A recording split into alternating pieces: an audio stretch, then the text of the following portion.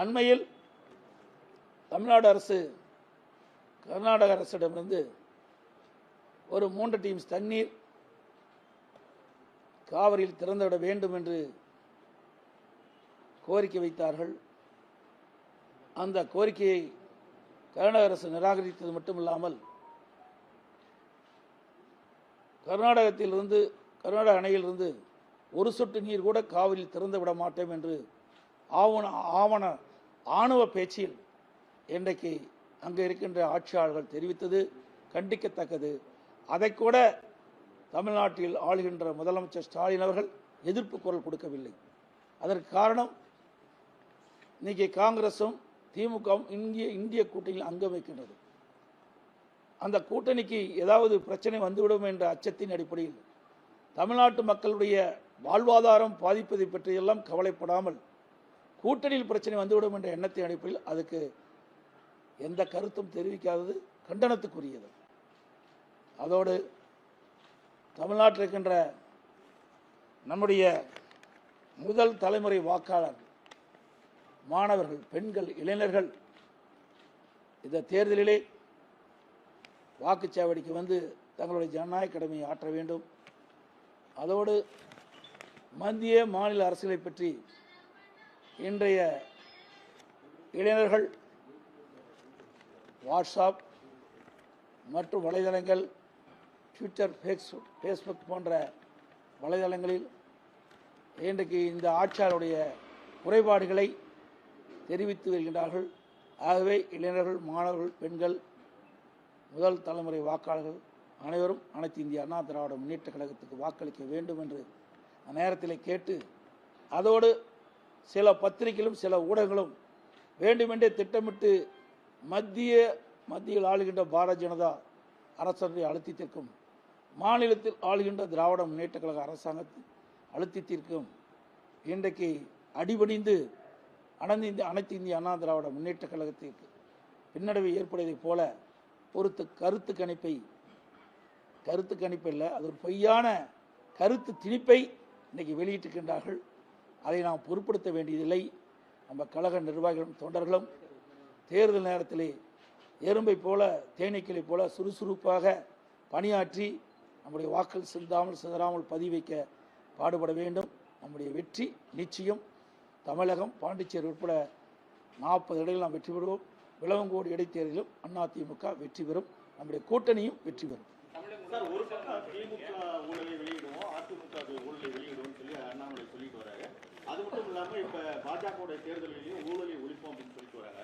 ஆனா இப்ப இந்த தேர்தல் பத்திரம் மூலமா பல்லாயிரக்கணக்கான கோடி ஊழல் பெற்றிருக்காங்க. இதை பத்தி நீங்க என்ன நினைக்கிறீங்க? அதாவது தேர்தல் பத்திரம் வெளியிட்டிருக்கிறாங்க. அதுல பாரதிய ஜனதா அரசும் பாரதிய ஜனதா கட்சியும் அதிகமான நிதியை பெற்றிருக்குது, காங்கிரஸ் கட்சியும் அதிகமான நிதியை பெற்றிருக்குது. திராவிட முன்னேற்ற கழகம் 656 கோடி ரூபாய் தேர்தல் பத்திரம் மூலமாக நிதியை பெற்றிருக்கிறது. குறிப்பாக சொல்ல வேண்டும் என்றால் ஆன்லைன் ரம்மி சூதாட்ட நிறுவனத்திடம் 509 கோடி ரூபாய் தேர்தல் பத்திரத்தின் மூலமாக திராவிட முன்னேற்ற கழகம் நிதி கிடைத்திருக்கிறது.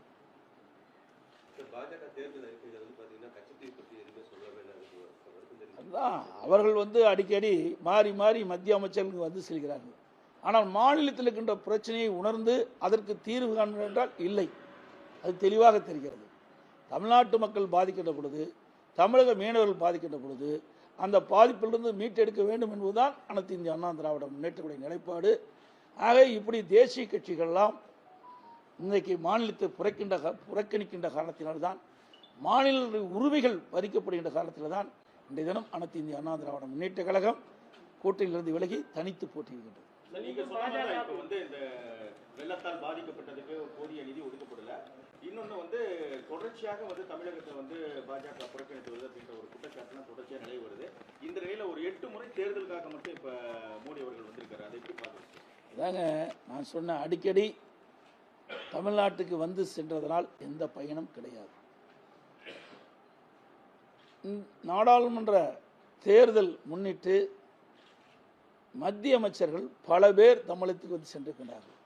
இவரெல்லாம் ஏற்கனவே தமிழகத்துக்கு சென்ற பொழுது ஒவ்வொரு மத்திய அமைச்சரும் தங்கள் துறையில் ஏதாவது ஒரு திட்டத்தை எங்கே துவக்கி வைத்து சென்றிருந்தால் உண்மையிலேயே தமிழ்நாடு வளர்ச்சி பெற்றது. அதிலெல்லாம் கவனம் செலுத்தாமல் வாக்குகளை மட்டும் குறிவைத்து இன்றைக்கு வருகின்றது, வேதனை அளிக்கின்றது. இதனால் எந்த நன்மையும் தமிழகத்துக்கு கிடைக்கப் போவதில்லை. அதோடு இன்றைக்கு இயற்கை சீற்றங்கள், பேரிடர்கள் வருகின்ற பொழுது தமிழ்நாடு பாதிக்கப்படுகின்றது. அதற்கு தேவையான நிதியை மத்திய அரசு கொடுக்க மறுக்கின்றது.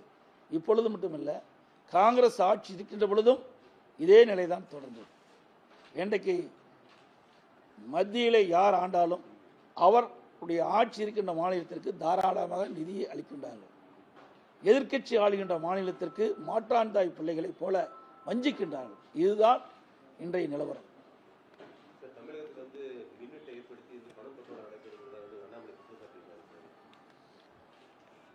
இன்றைக்கு தமிழகத்தினுடைய மின் உற்பத்தி இன்றைய தேவைக்கு போதுமானதாக இல்லை. அதை மாநில அரசு மின் உற்பத்திக்கு தனி கவனம் செலுத்த வேண்டும். அதோடு மின்தடை ஏற்படாமல் அரசு பார்த்து கொள்ள வேண்டும்.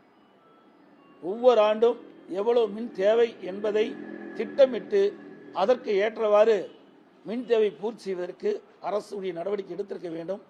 ஆனால் திமுக அரசு எப்பொழுதெல்லாம் ஆட்சிக்கு வருகிறதோ அப்பொழுதெல்லாம் மின்தடை ஏற்படுவது தொடர்கதையாக இருக்கின்றது. எத்தனையோ அரசியல் பார்த்திருக்கேன் தேர்தல் நேரத்தில்.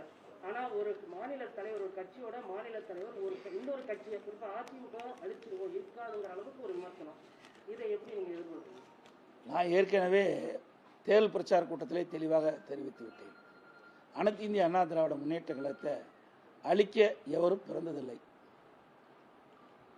அனைத்து இந்திய அண்ணா திராவிட முன்னேற்ற கழகம் தோற்றி வைத்து பொன்விழா கண்ட கட்சி. 30 ஆண்டு காலம் தமிழகத்திலே ஆட்சி புரிந்த கட்சி.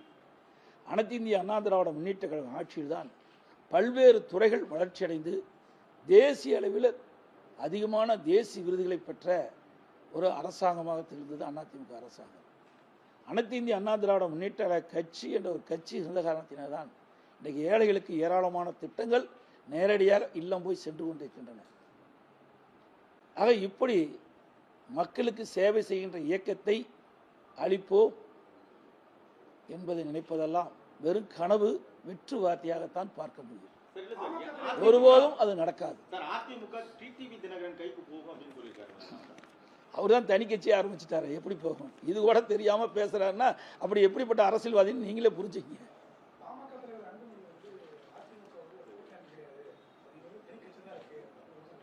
என்னங்க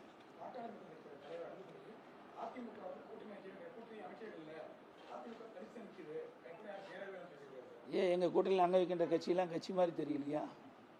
எங்கள் கூட்டணியில் எங்களுடைய கூட்டணியின் எங்களுடைய கொள்கைக்கு ஒத்த கட்சிகள்லாம் எங்களோட கூட்டணி வைத்திருக்குது. தேமுதிக கூட்டணி வைத்திருக்கின்றது. 2011ஆம் ஆண்டு இதே புரட்சித் தலைவி அம்மா அவர்கள் 2016ஆம் ஆண்டு சட்டமன்ற பொதுத் தேர்தலின் போது தேமுதிகவோட கூட்டணி வச்சிருந்தோம். அப்போ அதிமுக பெருவாரியான இடங்கள் வெற்றி பெற்றது, தேமுதிகவும் பெருவாரியான இடங்கள் பெற்றது. அதிமுக ஆளுங்கட்சி வந்தது, தேசிய முற்போக்கு திராவிட கழகம் எதிர்கட்சியாக வந்தது. திராவிட முன்னேற்ற கழகத்துக்கு எதிர்கட்சி அந்தஸ்து கூட கிடைக்கவில்லை. ஆக அனைத்து இந்திய அண்ணா திராவிட முன்னேற்ற கழகமும் தேசிய முற்போக்கு திராவிட கழகமும் ஒன்றாக இணைந்து இந்த தேர்தலை சந்திக்கின்றது. அதோட எங்கள் கூட்டணியில் புதிய தமிழகம், புரட்சி பாரதம், எஸ்டிஐபி போன்ற கட்சிகளும் இணைந்துதான் இந்த தேர்தலை சந்திக்கின்றோம். இந்த தேர்தலில் அமோக வெற்றி பெறுவோம். மக்கள் எதிர்பார்க்கின்ற வெற்றி நிச்சயமாக கிடைக்கும். ஊடக நபர்களும் பத்திரிகையும் அதை பார்க்கத்தான் போகிறீர்கள். பாரதிய ஜனதா கட்சிக்கு நீங்க எதிராக இருக்கீங்க, காங்கிரஸ் கட்சிக்கு எதிராக இருக்கீங்க. இன்னைக்கு இந்திய அளவில் நீங்க யாருக்கு ஆதரவு தருவீங்கன்னு சொல்லி எல்லாருமே எதிர்பார்த்துட்டு இருக்காங்க. அதாவது இதைத்தான் நான் அடிக்கடி சொல்றேன். இப்போ கர்நாடகத்தில் என்ன நிலை வருது? நம்முடைய உரிமைகளை நிலைநாட்ட முடிகிறதா? தேசிய கட்சிகள் தான் மாறி மாறி கர்நாடகத்தை ஆண்டு கொண்டிருக்கின்றது. உச்சநீதிமன்றம் அளித்த தீர்ப்பையே நடைமுறைப்படுத்த மறுக்கின்றார்கள்.